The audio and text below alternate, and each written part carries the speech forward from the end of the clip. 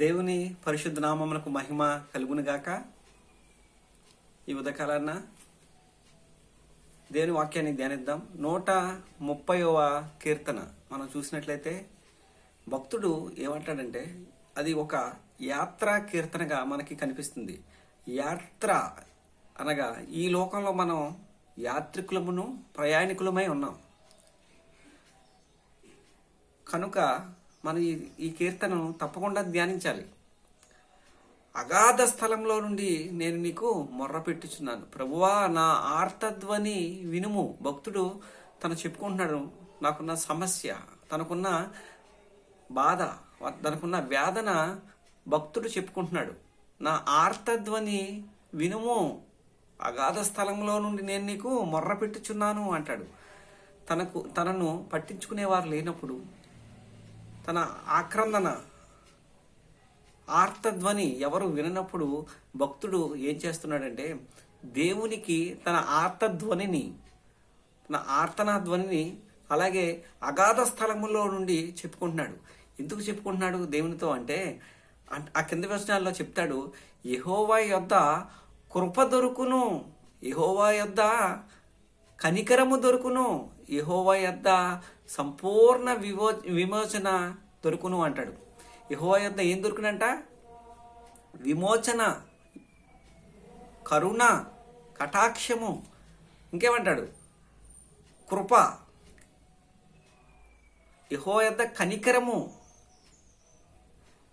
ఎవరైనా ఉరిశిక్ష పడిన ఖైదీకి రాష్ట్రపతి ఏమిస్తాడంటే క్షమాభిక్ష. ఏం దొరుకుతుందంటే యెహోవా దగ్గర ఏం దొరుకుతుందంట? క్షమించే తత్వం, క్షమిస్తాడంట ఆయన. మన పాపాలన్నిటినీ రద్దు చేసేస్తాడు.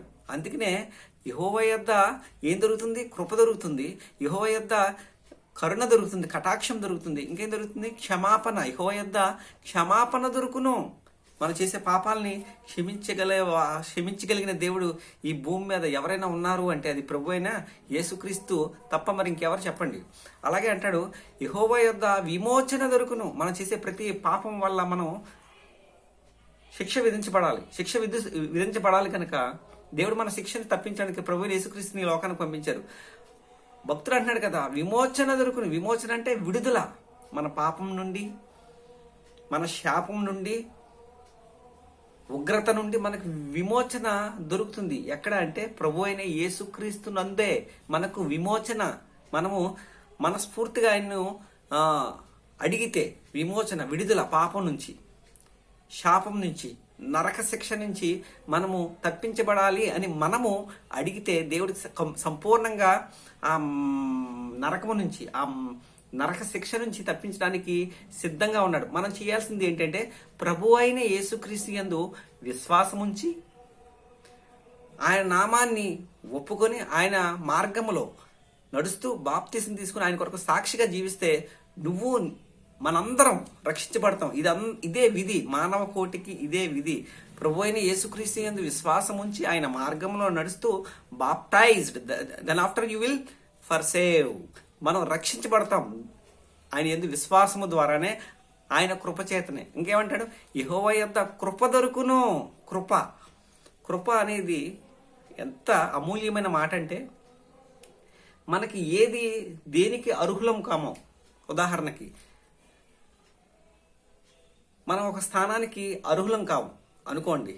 ఒక బ్యాంక్ ఎంప్లాయీగా మనకు అర్హులం కాదు, మనకు స్టడీ లేదు, మనకి ఏదీ లేను అన్నప్పుడు ఒక అటువంటి స్థానంలో ఎవరో ఒకరు బాబు అని చెప్పి పెద్ద క్యాడర్లో ఉన్న వ్యక్తి మనకు ఆ ఉద్యోగాన్ని ఇప్పించారనుకోండి, ఆ స్థాయికి సరిపడ్డ ఉద్యోగం మన చదువు మన దగ్గర లేనప్పటికీ ఆయన కృపచేత ఒక ఉద్యోగాన్ని ఇప్పించాడు అనుకోండి. అటువంటి బ్యాంక్ పోస్ట్ని అది ఎవరి దయ అంటారు? అది ఎవరి కృప అంటారు? ఆ పెద్ద ఆయన కృప, ఆయన కనికరం.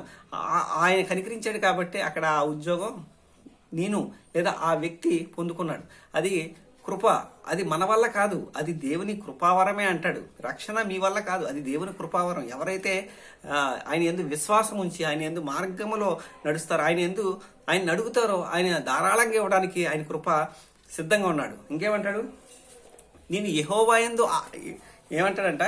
యెహోవా కొరకు నేను కనిపెట్టుకొనిచున్నాను, నా ప్రాణం ఆయన కొరకు కనిపెట్టుచున్నది, ఆయన మాట మీద నేను ఆశ పెట్టుకుని ఉన్నాను. మరి నువ్వు దేని మీద ఆశ పెట్టుకున్నావు తమ్ముడు, చెల్లి? నువ్వు దేని మీద ఆశ పెట్టుకుంటున్నావు? బంగారు నగల మీద, సెల్ ఫోన్ మీద, దేని మీద? బాయ్ ఫ్రెండ్ మీద, గర్ల్ ఫ్రెండ్ మీద, ఎవరి మీద నువ్వు ఆశ పెట్టుకుంటున్నావు? భక్తుడు అంటున్నాడు, నీ మాట మీద నేను ఆశ పెట్టుకొని ఉన్నాను. దేవుని మాట మీద మనం ఆశ పెట్టుకుంటే ఆశీర్వదించబడతాం. అందుకనే భక్తుడికి తెలుసు. ఆ యాత్రా కీర్తనలో తను చెప్తున్నాడు, యెహోవా యొద్ద కృప దొరుకును, యెహోవా దగ్గర విమోచన దొరుకును, యెహోవా దగ్గర ఏంటంట క్షమాపణ దొరుకును.